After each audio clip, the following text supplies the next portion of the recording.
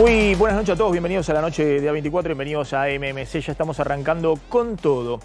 Y la pregunta que uno se hace a esta altura del gobierno de Javier Milei y después de la intervención que tuvo esta semana muy histriónica, que tuvo mucha repercusión en la Fundación Libertad respecto a lo que es la orientación de su gobierno, peleándose con una gran parte de los economistas liberales ortodoxos que apoyan la orientación de su gobierno, pero advierten respecto al tipo de cambio o la sostenibilidad del ajuste fiscal. La pregunta es, ¿qué Javier Milei está gobernando? ¿El libertario que se expresa en muchos de sus discursos o el pragmático que cuando enfrenta dificultades para la política económica delega en Caputo el ponerse manos a la obra e intervenir en distintos mercados y salirse del dogma o de la ideología que se expresa muchas veces en el discurso libertario?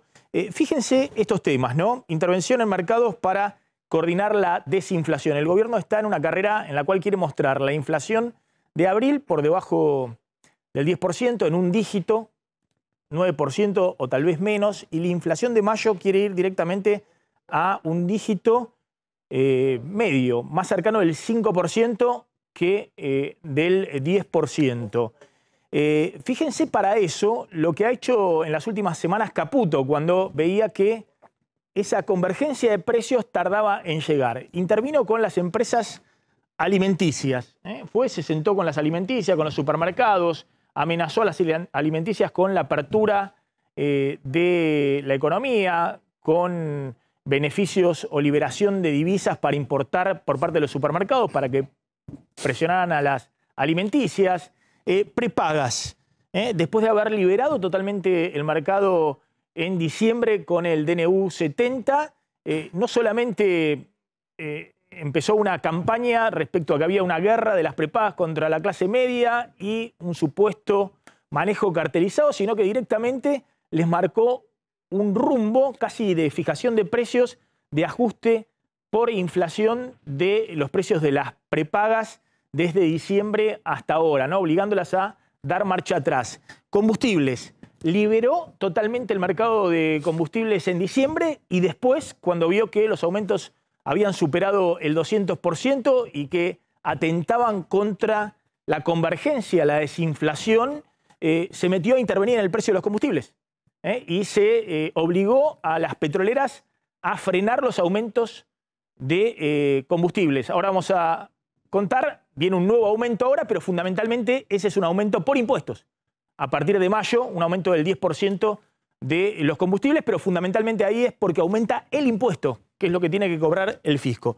Y finalmente también se metió en algunas paritarias, no homologando aumentos paritarios en marzo y abril que estaban muy por arriba de la inflación de esos meses y obligando a gremios y empresarios a repactar un sendero de aumentos salariales que convergieran con la inflación descendente.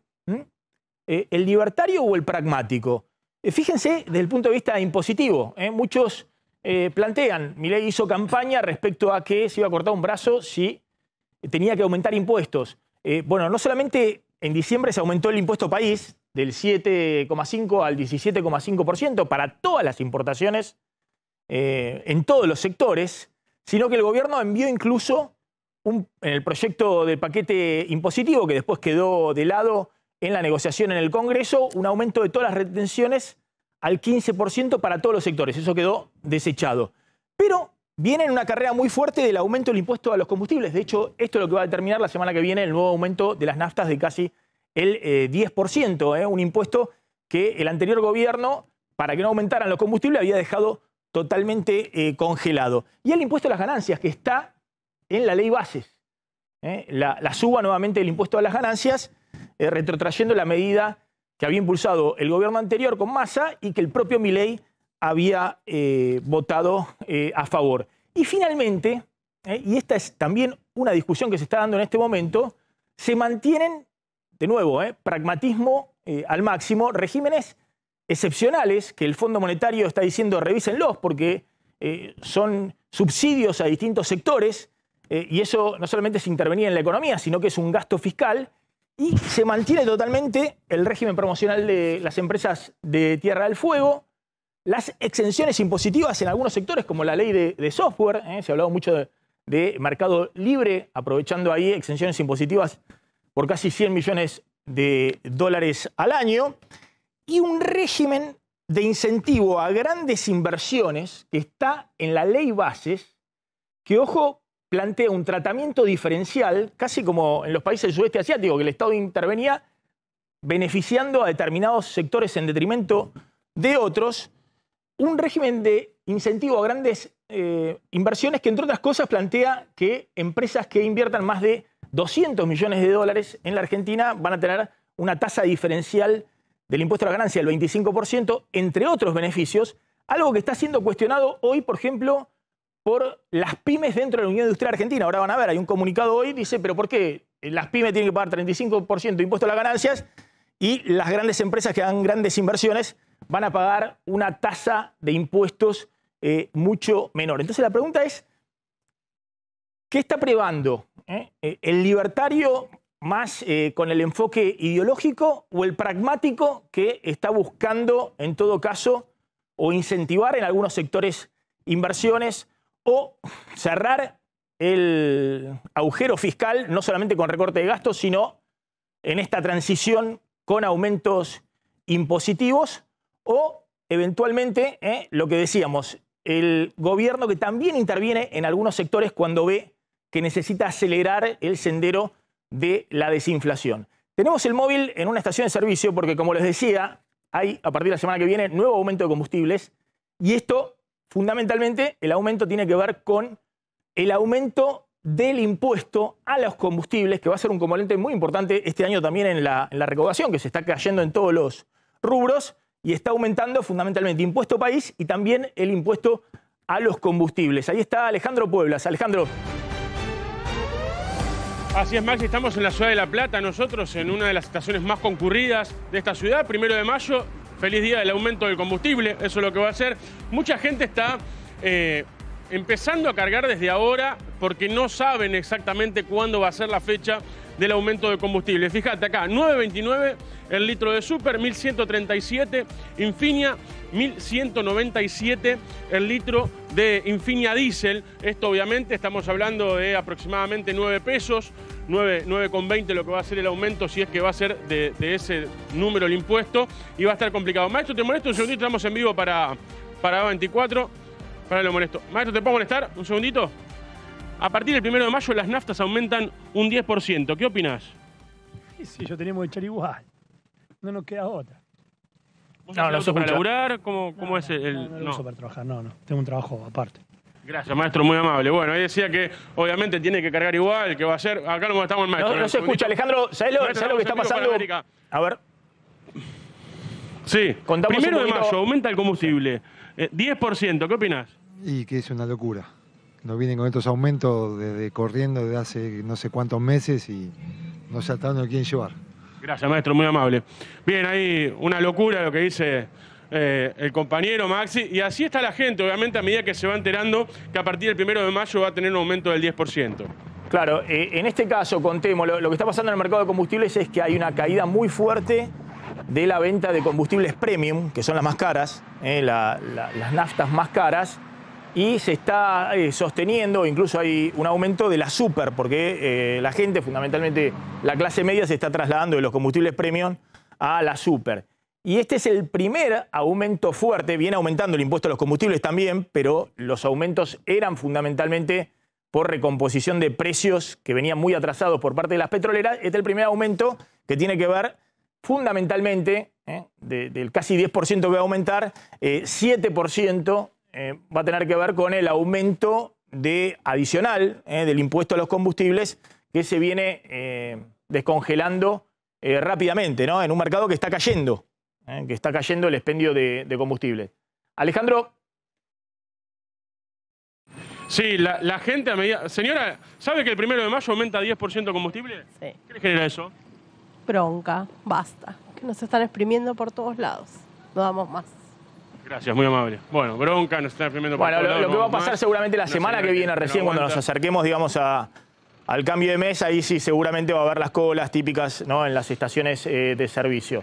No sé si querés decir algo más desde ahí, Alejandro, si tenés algún dato adicional. Resta decir la diferencia en diferentes lugares, también por el transporte. Obviamente se aumenta ese combustible, más alejado de Capital Federal van a tener un número superior. En algunos lugares va a estar superando la super los 1000 y pico de pesos, así que la situación va a ser compleja. No, eso tiene que ver fundamentalmente porque, además de tener una carga impositiva importante que ahora se descongela, la verdad que el gobierno anterior había congelado totalmente el impuesto a los combustibles y había pasado al 0,1% del PBI y está en un proceso de descongelamiento que va a recaudar 0,4% del PBI, tal vez un poco más, el impuesto a los combustibles. Después están todos los municipios que se cuelgan también del surtidor y que aplican tasas adicionales sobre los combustibles.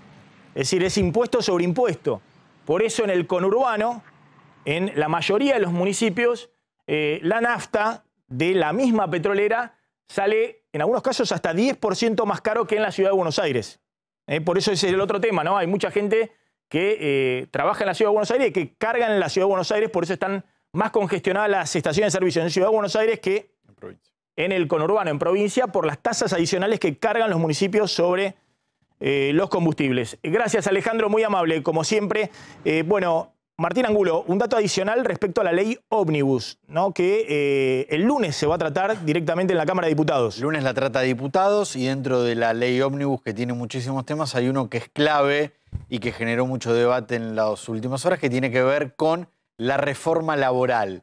¿Qué queda y qué no queda del proyecto que presentó el gobierno y que muchas de las cosas se sacaron a pedido principalmente del bloque de Hacemos Coalición Federal, el bloque de Miguel Ángel Pichetto, que planteó alguna serie de cuestiones que no estaba a favor, que su bloque no iba a aprobar y que hacía peligrar que la ley pudiera salir? Por eso el gobierno decidió ceder en algunos aspectos para que la reforma laboral esté dentro de la ley Ómnibus. Importante, ¿qué queda? ¿Qué puede llegar a cambiar si el Congreso transforma en ley estos cambios laborales? Se va a ampliar el periodo de prueba de los trabajadores en las empresas. Pasa a 6 meses, pero también ese periodo de prueba podría llegar hasta 1 año en aquellas empresas que tengan menos cantidad de empleados. Es decir, a menos cantidad de empleados, el periodo de prueba puede extenderse hasta 1 año. También se van a eliminar las multas para las empresas que tengan trabajadores en negro. Este es un tema que también genera mucha polémica porque las empresas, si siguen con esa conducta, no van a tener ninguna sanción por eso. Las empresas y los gremios van a poder replicar lo que se conoce como el Fondo WOCRA, que es el Fondo de Cese Laboral Optativo, una bolsa de un fondo de indemnización para los empleados que son despedidos. Y lo que queda fuera de la reforma es todo lo que tiene que ver con los sindicatos, la cuota sindical y las limitaciones al derecho de huelga que establecía la ley, como por ejemplo la causal de despido con justificación para aquel empleado que tome o bloquee una empresa. Veamos hoy a Dorni, el vocero presidencial, diciendo que están muy cerca de tener finalmente ley bases, ¿no? Donde, ahora lo vamos a hablar en un ratito con Leandro Santoro, que ya está en nuestros estudios, uno ve que el gobierno, de nuevo, ahí con una dosis finalmente de pragmatismo, ha accedido a muchos cambios que se introdujeron finalmente en la ley base, fundamentalmente por el radicalismo o los bloques del peronismo dialoguista que encabeza Miguel Ángel Pichetto. Miren lo que decía Adorni. Efectivamente tenemos demasiado en claro qué es lo que queremos y lo que efectivamente consideremos que esta ley no lo tiene consensuado, bueno, lo seguiremos buscando con las herramientas constitucionales que tenemos a disposición para que esto efectivamente sea una realidad. Yo creo que incluso lo dije en algún momento, ¿no? Conceptualmente la ley bases iba a ser una realidad. Siempre fue una discusión de tiempos, ¿no? Y efectivamente te digo lo mismo ahora. esta ley va a ser una realidad y en tal caso lo que no esté en esta ley sea lo que estaba originalmente en la ley o lo que el famoso número de 3.000 reformas que plantea el presidente Milei, que aún faltan en términos de libertad y de regulaciones y de desregulaciones, en algún momento va a estar también, digo, y lo vamos a discutir y lo vamos a consensuar y en tal caso no es dar un paso atrás, todo lo contrario, es empezar a dar pasos, finalmente es empezar pasos hacia adelante. El gobierno necesita gritar algún gol en el Congreso. Se lo están pidiendo los mercados, se lo está pidiendo el FMI. En un ratito lo vamos a hablar con Leandro Santoro. Desde que asumió Javier Milei, el Congreso de la Nación sancionó una sola ley, que fue una ley de reforma de normas de lavado de dinero que fue aprobada por el Senado, que había sido aprobado por diputados en el gobierno anterior. Solo una ley. Está en el móvil Alejandro Baccaro, que es el presidente de la Fundación El Libro. ¿Qué tal, Baccaro? ¿Cómo anda? Gracias por atendernos, muy amable. ¿Cómo te va, Maxi? No, por favor, un gusto. Dale. Bueno, a ver, hubo ahí un entredicho con el presidente, con Javier Milei. A ver si podemos explicar qué es lo que sucedió. ¿Cuál es el origen de ese entredicho en la Feria del Libro? Que tengo entendido se inauguró en el día de ayer y que es uno de los grandes eventos culturales que se dan en la ciudad de Buenos Aires. Bueno, en realidad no fue un entredicho directo con él.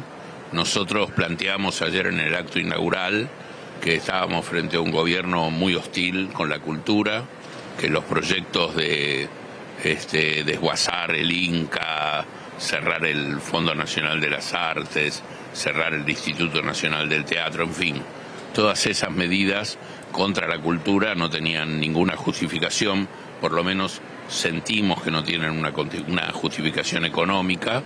Hay un claro sesgo ideológico que molesta seguramente al presidente y planteamos eso y también marcamos la contradicción que él le da la espalda a la feria, que es el evento más trascendente de Latinoamérica en materia cultural.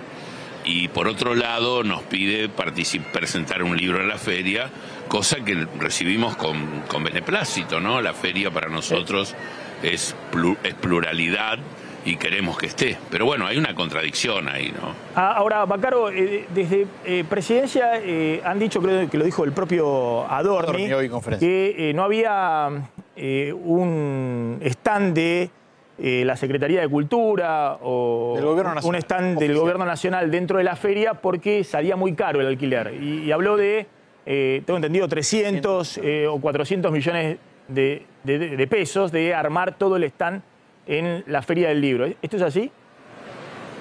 No, para nada. Eso es una fantasía.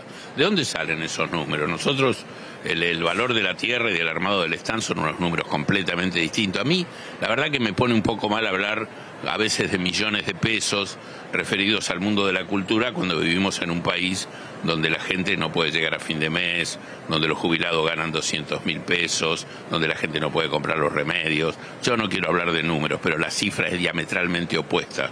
Desde luego, además nosotros... No, pero se lo pregunto porque en todo caso el gobierno... que participen. Sí, pero el gobierno, digamos, más allá de tenga sesgo ideológico o no, puede ahí fijar prioridades y puede decir, bueno, no, esto nos resulta que es un gasto que en este momento otros podrán decir, che, no es un gasto, es una inversión. Pero bueno, se cortó a cero prácticamente la obra pública, que también es inversión. El gobierno puede decir, bueno, desde mi visión ideológica o de lo que yo pienso que es mejor para la Argentina, no queremos poner un stand ahí porque consideramos que es demasiado oneroso para el fisco en este momento. Sí, a mí me parece perfecto eso, pero es mentira que sale 300 millones de pesos más 100 y pico de armado, como dijo Adorni. Eso no es cierto. Después, desde luego, las prioridades las fija el presidente. La mayoría del pueblo lo eligió para que tome decisiones, no nos parece mal. Ahora, después de denostar la feria, viene y dice, quiero presentar un libro en la feria, y eso tiene un costo adicional para nosotros que es muy oneroso. Es el tema usted dijo de la seguridad, pero tengo entendido que ya aclaró el vocero que la seguridad la va a hacer la Casa Militar, que ese despliegue lo va a hacer la Casa Militar. No, yo no hablé de la seguridad del presidente. Por supuesto que eso tiene una gran implicancia, pero yo hablé de la seguridad de la gente, porque la presentación del libro lo quiere hacer en la pista. En la pista, dije, donde cuando es la actividad ganadera se varean los toros, bueno. La pista y las tribunas entran 6.500 personas. Bueno, eso es una cosa compleja. La seguridad de esa gente, ¿quién la garantiza? Bueno, eso no nos dijeron absolutamente nada. Está bien. Finalmente le hago una pregunta respecto a... Porque la verdad que Milei en última instancia participa y evidentemente ha identificado que ahí también está buena parte del mercado editorial y por eso tiene deseos de participar con su nuevo libro ahí en la feria. Milei, a diferencia de otros políticos, ¿no?, que suelen sacar libros y demás para hacer campaña electoral, ¿es un éxito editorial dentro del mundo libertario? Bueno, yo lo desconozco. No, le pregunto. Nunca escuché... No tengo datos de que él venda muchos libros. No sé ahora con el libro que saca, pero los libros anteriores nunca escuché que fueron un éxito. Pero acá no está la industria, digamos, está por supuesto toda la industria, digamos, del libro, pero acá está la gente. Esto es lo importante. A la feria vienen más de 1 millón de personas que consumen libros, que le importa la literatura. Esa es la clave. No, está bien, le pregunto porque es una industria también, la industria editorial, sí, claro, y los libros y demás. Duda. Y por eso le preguntaba si había números. Sí. Uno tiene la impresión, no tengo los datos exactos, pero que es un autor que ha generado mucho movimiento desde el punto de vista editorial, local e internacionalmente. Bueno, anteriormente a ser presidente entiendo que no. Ha vendido libros seguramente, como venden muchos, pero... Ahora es distinto porque ahora es presidente y eso puede... Recordemos que cuando vino Cristina a presentar en el 2019 el libro, vendió en la feria 300.000 ejemplares. Fue un éxito editorial sin precedentes. Bien. Bacaro, gracias, muy amable. No, gracias a vos, Máximo. Gracias, muy amable. Me voy a hablar un poquito con Leandro Santoro. Gracias por venir, Leandro, muy amable. Uno tiene la impresión de que efectivamente Milei es un éxito editorial o de movilización de la gente. No, desconozco. Desconoces, no tenés una... ¿Sabes que se me ocurría empezar a hablar con vos y te hago una pregunta? Digamos, pongámoslo al revés. Sé un poco las objeciones y las críticas que venís manifestando con el gobierno de Milei, pero ¿qué rescatás del gobierno de Milei o de Milei como presidente? Me parece que es una persona que cree en lo que está diciendo y en lo que está haciendo. Se lo nota convencido. Y rescato del gobierno algunos intentos de algunos funcionarios muy particulares. A mí, por ejemplo, tengo que decirte francamente, la presentación, la primera parte de la ley bases que hicieron el ministro de Justicia, me parece que fue correcta. Lo vi con predisposición a trabajar bien. Yo estoy presidiendo la Comisión de Vivienda ahora en el Congreso y le pedí una reunión al secretario de Vivienda de la Nación, que es un hombre de Valenzuela, que está en el gobierno, y me pareció una persona muy correcta. Valenzuela, Diego Valenzuela, intendente de 3 de febrero. Quien está ahí es una persona cercana a Valenzuela y me parece una persona correcta. Hablé con el equipo de vivienda, a ver, no coincido con las líneas, está claro, tengo grandes diferencias, pero me parecieron personas bien intencionadas. Ahora, yo te lo preguntaba, vos venís del radicalismo, ¿no? Y el radicalismo en general es más institucional. El peronismo es más de los liderazgos.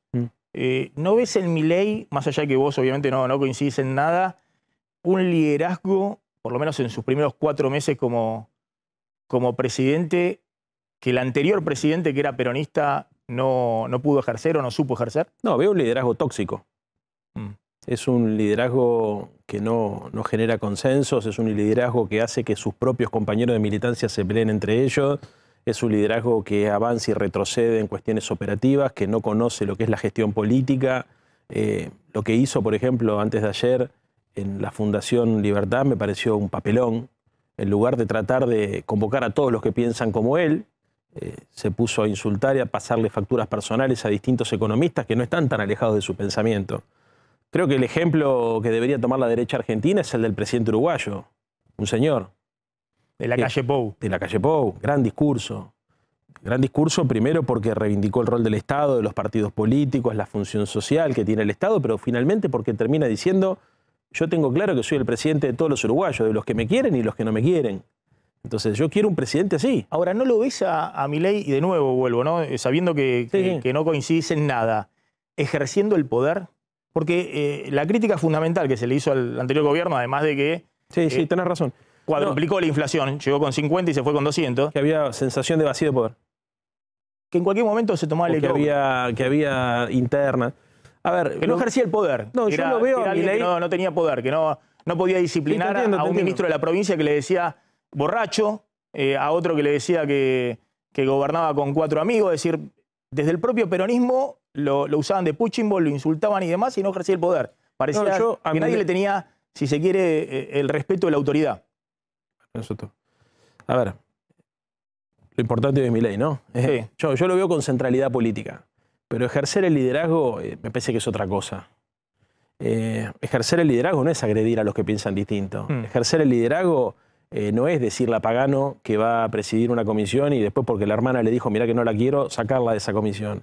Ejercer el liderazgo no es decirle a los ministros lo que tienen que hacer a la mañana y a la tarde contradecirlo. No, no lo veo sí, con centralidad política, lo veo tuiteando, lo veo bardeando en las redes sociales, lo veo provocando en este tipo de actividades, lo veo con centralidad política, lo veo con más manejo de la comunicación que con manejo y control del Estado. La gestión es malísima, la gestión administrativa y la gestión política es malísima. Para nada. Es más, no me parece una persona, a ver, que le interese tampoco.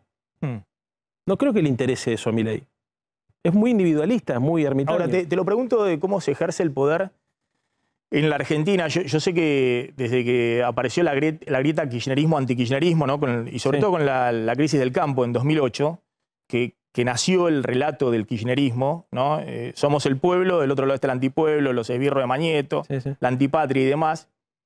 Creo que vos padecías esa grieta, digamos, ¿no? Por tu origen radical, de los consensos y demás. Pero había sectores que habían descubierto la pólvora, de que gobernar era identificar el adversario y consolidar un núcleo grande, importante, de militantes convencidos de que el líder tiene la verdad revelada. ¿No crees que, y de hecho es un poco la crítica que le hacen de los sectores de derecha más institucionalistas republicanos a Milei, le dicen es kirchnerismo, digamos, desde el otro lado de la grieta, ¿no? Desde la derecha. No. A ver. Es un líder populista como era Cristina, pero desde la derecha. Pero nada que ver con Cristina. No, a ver, entiendo, y hoy creo que ayer Bernie... Pero Cristina estaba en cadena nacional todo el tiempo identificando adversario, enemigo. Sí, pero bueno, a ver. Iban desde el campo, de los periodistas, desde el abuelito Amarrete, de la clase media. Sí, pero era más que eso. Y yo no lo veo a Milei mucho más que eso. A mí me parece que Milei tiene una concepción del poder muy vinculada a las redes sociales, a la comunicación personal con la gente, a la agresión, a la descalificación. A mí Alfonsín me enseñó que la política son dos cosas. Es conflicto, pero también es consenso. Ni solo consenso ni solo conflicto, ambas cosas. Yo no encuentro ninguna capacidad de diálogo y tampoco encuentro ninguna capacidad de docencia de Milei. O sea, me parece que Milei tiene un núcleo duro fanático, le habla ese núcleo duro, que lo acompaña. El kirchnerismo tenía un núcleo duro fanático. Sí, a ver, se fue deshaciendo, pero había un núcleo. Tiene un núcleo duro, fanático, pero yo encuentro en las nuevas derechas, en el mundo, un fenómeno de naturaleza completamente diferente a lo conocido. No por no hablar mal del kirchnerismo, pero te lo digo, o sea, obviamente como movimiento político hay un montón de cosas. Para entender qué pasa en la Argentina, que vamos de un extremo al otro. No, pero es otra cosa esto. Esto es otra cosa. Es otra cosa completamente diferente. Porque es un fenómeno global, ¿no? Yo lo charlaba la vez pasada con un colega tuyo y le decía, mirá, a ver, yo creo que, ¿qué tienen en común las ultraderechas? ¿Qué tienen en común Bolsonaro, Trump, Javier? Porque viste que incluso tiene muchas diferencias Bolsonaro, ¿no? Y Trump son más nacionalistas, son insider, por más que se traten de mostrar como outsider. Él es más ideológico, él tiene una convicción más ideológica. Y yo creo que utiliza el odio para movilizar y para argumentar. Y eso es una cuestión compartida. Ellos polarizan mucho, divide todo el tiempo entre buenos o malos, que él es el dueño de la verdad, inventa noticias, inventa datos. ¿Eso no ocurrió los últimos 12 años? En este nivel, no, yo creo que en este nivel no. No, esto es una cosa, a ver, que hubo excesos y cosas que en los últimos 20 años en la Argentina, por supuesto, no solamente en el kirchnerismo, en toda la fuerza política, si querés, se vio mucho en el kirchnerismo. Entiendo perfectamente la cuestión estética, pero acá hay otra cosa. No estética, de la concepción de cómo sacarse el poder. No, a ver, porque incluso, yo nunca vi, Milei se pelea con los propios, Maxi. ¿Dónde lo viste eso? Vos encontrás, a ver, por ejemplo, vos podés decirle Cristina o Néstor se peleaban con el campo, por ahí tenían un tono que no era el que te gustaba, pero nunca ibas a encontrar, yo cuando lo veo, por ejemplo, a Milei insultarlo a López Murphy, Algunos dicen que lo que está haciendo, obviamente sin tener... López Murphy, Melconian, Kachanowski, o sea, todos los que piensan una cosa distinta, o sea, algunos dicen que está disciplinando, como en su momento también disciplinó Cristina, hasta que no disciplinó más. Y se le abrió Massa, se le abrió Moyano, y se quedó sola y perdió el peronismo en el 2015. Pero es exactamente lo contrario lo que está pasando. Carolina Píparo hace 4 meses era su candidata a gobernadora. Votó en contra de un inciso, Maxi. No un artículo. Un inciso y le echaron a la mierda. Quedó afuera. Entonces, yo no lo vi nunca esto. No es normal. ¿Qué responsabilidad le asignás al peronismo, a todo el peronismo unido, al gobierno de Alberto Fernández, a Cristina, para que en la Argentina haya surgido alguien como Milei? Y yo creo que habría que haber hecho correcciones. Tendríamos que haber tenido presente 2 o 3 cosas que son imprescindibles. La primera es que el aparato del Estado y las prestaciones estatales estaban funcionando muy mal y merecían una reinvención, un rediseño profundo. En segundo lugar, creo que fue un error regalarle a la derecha el discurso del mérito y la meritocracia, que esa puja nos puso en un lugar a todos, los que estamos cerca de ese espacio, en un lugar muy incómodo y le permitió a la derecha quedarse con la bandera del esfuerzo personal. Eso era una bandera que históricamente reivindicaba el peronismo, la movilidad social ascendente. La discusión con la meritocracia me parece que fue un problema enorme, que era el intento de reivindicar el rol del Estado, que encima venía con los problemas que te decía en la primera parte de la pregunta, terminó poniendo en una situación muy incómoda a la gente que creía en el esfuerzo, ¿no? En la movilidad social ascendente. Eso creo que es un problema grave. En tercer lugar, creo que hay un dato concreto que para mí fue muy importante, que fue el excesivo tiempo que estuvieron cerradas las escuelas durante la pandemia. Después creo que hay un sesgo antiempresario que no pudimos corregir. Por ejemplo, que una empresa como Mercado Libre, que es la empresa más importante de la Argentina y una de las empresas más importantes del mundo, esté tan enojada con nosotros, siendo que es producto de leyes del kirchnerismo. Porque es producto de la Ley de Economía del Conocimiento. Y no sé si es producto de leyes del kirchnerismo, pero ustedes le dieron exenciones impositivas. Por supuesto que está muy bien. Yo creo que ya a esta altura deberían dejarle esas posibilidades a otras empresas que están empezando. Me parece que es un exceso hoy, digamos, que tenga esas excepciones impositivas. Pero a ver, y también creo que es un error de su titular opinar de la manera que opina del problema de la Argentina, pero también creo que es un problema nuestro. Hay una nota de Nathanson que escribió que me hubiese gustado escribir a mí, que hablaba sobre la necesidad de repensar la relación con Mercado Libre y con todos los unicornios, porque la verdad que yo creo que cualquier proyecto político que tenga la idea de la producción y de la búsqueda de mercados y de innovación tiene que tener, hoy la economía del conocimiento es clave, tiene que tener buena relación con esa empresa. Sí. A mí me gustaría repensar eso porque creo que ahí está la clave de la reconciliación de nuestro espacio político con un sector de la producción que incluya el campo. Ahora, te hago una pregunta más de fondo. El tema de la casta, ¿vos no considerás que efectivamente la sociedad terminó percibiendo que había una casta política que estaba por encima de la sociedad, que se manejaban con ciertos privilegios o ciertas formas de dirigirse a la población como si la población necesitara ser orientada y ser llevada por esa dirigencia política y eso generó un gran rechazo? No, yo creo... Desde Cristina con las cadenas nacionales o la idea de te inauguro cualquier cosa y te muestro lo que te estoy dando, los políticos manejándose con un estilo VIP frente... Sí, que quiero aclararte y vos lo sabés perfectamente que yo no tengo. Digamos, no tengo pero vos conocés que tus colegas lo tienen. No, sí, por supuesto. Yo no tengo chofer. Que hacen los actos, la carpa VIP, no voy a la carpa VIP, los intendentes. No voy ¿Sabés que perfectamente y tenés razón en eso. Es más, me llamó siempre la atención. Yo todo lo contrario. Y que la sociedad le sacó la ficha, dijo, pero ¿qué pasa no creo que sea eso. Sí. Creo que te lo voy a plantear desde otro lado, de la sociología, si querés. Creo que la sociedad percibe que todo lo que está cercano al Estado son sectores que tienen beneficios que el resto de la sociedad no tiene. Entonces, casta no es solamente el dirigente político, sino por ahí es una persona que cobra un plan social y no va a trabajar.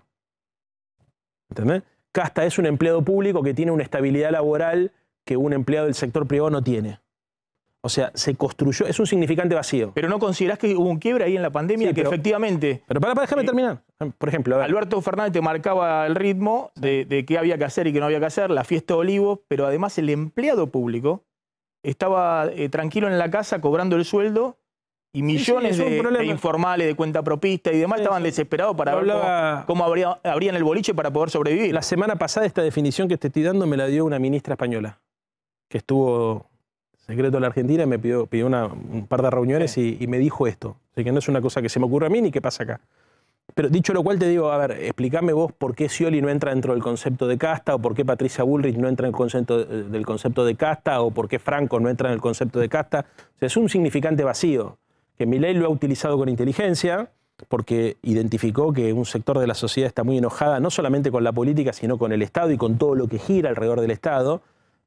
Como todo, digamos, parte de verdad tiene, y me parece que hay una parte que está mal planteada. Yo no creo para nada, digamos, que todos los empleos públicos sean vagos o sean ñoquis. Tampoco creo para nada que los que son beneficiarios de planes sociales sean vagos. Hay muchos emprendimientos productivos que por ahí la opinión pública desconoce, que se ayudan a financiar con ese tipo de beneficios que incluso, por ejemplo, en la ciudad de Buenos Aires, la gestión de la Reta tenía, ¿no? Pero, bueno, nada. A ver, ahí hay un tema que es uno de los temas que vos me preguntabas, ¿cómo te imaginás vos que habría que repensar la relación con la sociedad? Y bueno, hay que repensar la relación del Estado con la sociedad. Y el otro tema, más de fondo, ¿no considerás, y ya en el rol de la oposición del peronismo, ¿no considerás que el peronismo se quedó sin alternativa o sin recetas? Digamos que viene Milei y dice, bueno, yo les voy a solucionar el tema de la inflación. Y después voy a ordenar la macro y después veremos, la economía va a crecer, como todo gobierno dice, tenemos un futuro venturoso. Pero que el peronismo no tiene dirigente que diga, no, mirá, así no se soluciona esto, porque intentó durante 12 años con el kirchnerismo, le dieron una oportunidad más y la inflación pasó del 50 al 200 y pico %. Sí, pero no. A ver. Yo primero con brecha cambiaria, con todo lo que vimos. Yo no estoy viendo, a ver, estoy viendo, obviamente, todavía... No se quemaron los papeles, es decir, no tenemos un referente que diga cómo se hacen las cosas, no supimos gobernar. Primero lo primero. Yo no estoy viendo un plan de estabilización y un plan de desarrollo económico. Estoy viendo a un hombre que está muy preocupado por tratar de equilibrar las cuentas públicas a cualquier costo, pero que está generando enormes asimetrías, nuevas asimetrías, un tipo de cambio retrasado. Todas las cosas que decía en chiste Milei, viste, un tipo de cambio retrasado. ¿Aceptás que la herencia era terrible? Sí, por supuesto. Terrible. Por supuesto, además lo he dicho en el Congreso en varias oportunidades. La última, antes de ayer, cuando convocamos a la sesión especial para el tema de las universidades. El problema no arranca de ninguna manera con Javier Milei, ni la pobreza, ni los déficits. Lo empeoró todo. Lo empeoró. Él aplica un paquete económico muy recesivo. Vamos a tener un problema que hasta ahora no teníamos, que es el problema del desempleo. Yo creo que es probable que baje la inflación, pero eso va a ser a costa de una recesión muy fuerte que va a secar la demanda. No encuentro de qué manera el famoso pico en B, por muchos motivos, porque el Estado no cumple ningún papel, porque me parece que el tipo de cambio está retrasado. Por ejemplo, como te contaba, yo soy presidente de la Comisión de Vivienda. Hace 10 días me estoy juntando con todos los distintos actores del sector que me dicen, che, en noviembre construir salió $800 el metro, hoy está 1.600, por ponerte un ejemplo de un sector de la economía. No encuentro para nada lo que yo creo que... Y tampoco creo que los economistas más ortodoxos identifiquen en él. Tenés un gran programa de streaming, vos, que lo suelo ver y me sorprendo cómo muchas personas que se supone deberían pensar, como el caso de Ricardo López Murphy o Carlos Rodríguez o tantos otros, que se supone que deberían pensar como Milei, alertan sobre las inconsistencias de lo que está pasando. Después, a ver, yo creo que el gran desafío de la centroizquierda en el mundo es construir un proyecto de desarrollo económico productivo con distribución social, porque acá la discusión no es cómo bajar la inflación solamente, es cómo bajar la inflación, cómo recuperar salarios, cómo crear empleo de calidad. Déjame hacerte un punto ahí. Efectivamente los economistas hacen muchas advertencias respecto al rumbo y demás, pero ¿no considerás que hay una especie de final de ciclo, como ocurrió en el final de la convertibilidad? Digamos, en el 2002 los salarios se derrumbaron. Sí. En el 2002 el desempleo tocó 20 y pico %, la pobreza 57%, pero nadie le atribuyó a Duhalde esa responsabilidad. Digamos, la del 2002. No, a ver. Vos le atribuiste a Duhalde, fue el responsable del 20 y pico % de desocupación o del 57% de pobreza. No, que no le atribuyeron a él, no, por supuesto que no. Sí, de la recuperación. Era el final de un ciclo. Por supuesto, no. Entonces, te entendí mal. Para mí Duhalde fue un gran presidente. Claro, pero por eso la sociedad puede estar viendo, todavía Milei es el interrogante, ¿qué viene después? Sí. Que lo que hubo es un final de ciclo. que es el momento del derrumbe. Sí, es eso. Del poder de, yo creo que compra parte de los salarios, el momento de disparada, el máximo de inflación y de la pobreza, pero están viendo, bueno, a ver si el próximo paso es saca o no saca el país adelante. Más allá de sí, creo que es así. O sea, creo que la sociedad percibe eso. Sí, que percibe eso. Que parte de la legitimidad de Milei y del margen de maniobra que tiene es que le adjudica todo lo que está pasando al gobierno anterior. Sí, creo que está pasando. ¿Y vos considerás que eso es correcto? En parte sí, en parte no, como todo. Me parece que las simplificaciones, o sea, los dirigentes políticos que te vienen a tirar consigna te están mintiendo. O sea, sí, obvio, como todo. Hay una parte que sí, que tienen razón y hay una parte que no. Creo que ha empeorado todo. Yo entendí mal la pregunta porque creo que Duhalde primero y mucho más Néstor después, con una mirada desarrollista, donde el Estado tenía un rol proactivo, ayudó a la recuperación de la economía. Pero, o sea, no es pero que la curva de Duhalde 2002 fue así, todo para abajo. Sí, eso es así. Y es lo que uno se comió, tengo para leer el libro de Remerelikov, digamos, ahí en casa. Te hago la última respecto al liderazgo, porque muchos dicen, es increíble la Argentina. Milei no solamente ganó la elección y dejó fuera de la cancha hoy, no mencionemos a Alberto Fernández, sino a Cristina, a Massa y demás, sino que lo dejó afuera de la cancha también a Macri. ¿Viste la imagen esta del otro día en la Fundación Libertad? El despoder total, nadie lo saludaba y todos iban a Milei. Pero también desde el punto de vista electoral, uno tiene la impresión que todo el electorado de Macri hoy está con Milei, ¿no? Lo ha dejado de lado a Macri. ¿Cuál es el liderazgo del peronismo en el futuro? ¿Va a ser otra vez Cristina? ¿O hay alguna alternativa a ese liderazgo? A ver, primero, no creo que el liderazgo de Macri esté terminado. De ninguna manera. Me parece que... A ver, creo que hoy estamos viviendo una sensación de euforia porque Milei logró... A ver... Antes del 1 de marzo todo el mundo estaba, ¿viste? Y se afianza, no se afianza. Ganó mucho oxígeno. Creo que el tipo hizo una gran jugada política. Mirá, a pesar de que todo lo que te decía de la mala gestión política, cuando hizo el discurso el 1 de marzo, que planteó lo del Pacto de Mayo, para mí eso está bien planteado. Es una buena idea mal gestionada, y es una pena, porque yo creo en los acuerdos, pero le permitió a Milei ganar mucho tiempo y reposicionarse. Eso por un lado. Segundo, me parece que el presidente Macri es una persona que tiene mucha influencia. Yo lo noto en mi distrito. ¿Por qué Jorge Macri es jefe de gobierno? Porque los votos son de Mauricio. Lo tengo perfectamente claro eso porque hablo con la gente en los barrios del centro y del norte de la ciudad, Macri, y en muchos lugares pasa. Ahora, en el peronismo, me parece que acá la discusión, primero obviamente es programática, y yo creo que la construcción de un liderazgo alternativo se va a dar recién el año que viene. ¿Por qué? Porque son 24 elecciones provinciales. Entonces, ¿quién va a ser el próximo candidato a presidente? Para mí va a tener mucho que ver con quién haga una buena elección en su provincia. Entonces, te voy a poner otro ejemplo. Massa, Sergio, ¿va a volver a ser candidato? No sé. Ahora, creo que hay que ver quién va a ser el primer candidato a diputado nacional de la provincia de Buenos Aires. Ahí vas a tener una explicación, o por lo menos una puntita, digamos, ¿no? Y lo mismo con el resto de las provincias. Hay algunos gobernadores. Yo siempre pongo el mismo ejemplo. Para mí el gobernador Gerardo Zamora, el gobernador de Santiago del Estero, es un gobernador que tiene un liderazgo que excede el de su provincia. Y está ahí, y hay otros dirigentes políticos también del sur que están apareciendo. El caso Cristina de Nacho, cumplió un ciclo. No la veo a Cristina con intención de volver a... Es más, ya lo dijo. No creo que quiera volver a ser candidata. Vuelve mañana en un acto público. Sí, está bien, porque como todo expresidente, Maxi... A ver, los expresidentes, y más Cristina, que tiene mucho volumen político, pero lo mismo Macri, van a seguir estando hasta que se mueran, y van a opinar y van a tener centralidad. Lo que tienen que aparecer son otros liderazgos que permitan agendas de futuro. Leandro Santoro, gracias, muy amable. Atención porque hay una novedad importante para los jubilados que hasta ahora se desconocía, que en la ley bases que se va a votar el lunes en diputados, se deroga la moratoria previsional. Y esto lleva a que la mayoría de las mujeres en edad de jubilarse tengan que posponer la edad de jubilación a los 65 años. Está en comunicación la doctora Cintia Coturel, que es abogada previsionalista. Cintia, tenemos muy poco tiempo, estamos sobre el final del programa, pero quisiera que me expliques por qué es esto. ¿Por qué se habla de que la mayoría de las mujeres van a tener que jubilarse recién a partir de los 65 años y no los 60, como es la ley jubilatoria actual? Claro, bueno, buenas noches. El tema es este. Se incorporan dos artículos, uno que deroga la ley 27.705, que es la moratoria que se aprobó el año pasado y que va a estar en vigencia hasta marzo del año que viene. O sea que faltando 10 meses la van a derogar. Y se crea una prestación de retiro proporcional que tiene un requisito que es la edad mínima, tanto para hombres como para mujeres, de 65 años.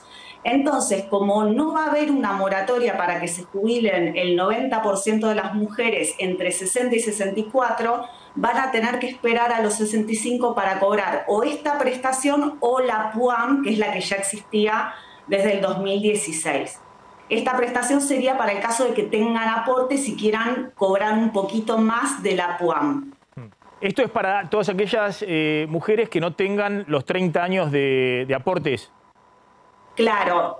A ver, las moratorias son para personas que no llegan a 30 años de aportes, tanto hombres como mujeres. Pero en el caso de las mujeres, el 90% de las mujeres no tienen los 30 años de aportes. Por eso van a ser las más perjudicadas, lamentablemente. O sea que recién se podrían jubilar a partir de los 65 años y con la PUAN o con esta prestación especial, que no es ni siquiera una jubilación mínima.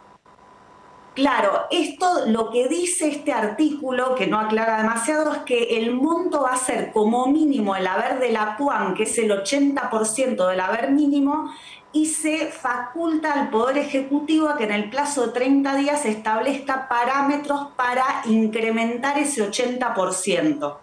Pero no dice, por ejemplo, si es que se necesitan 20 años de aportes o 10 años de aportes para cobrar más del 80%. Esto se delega totalmente en el Poder Ejecutivo, o sea que es como que no sabemos bien cuánto van a cobrar. Doctora, gracias, impecable, clarísimo quedó. Muchas gracias, la doctora Cintia Cutoral. Gracias, Martín. Nos reencontramos el lunes. Tengan todos muy buen fin de semana. Chau, chau.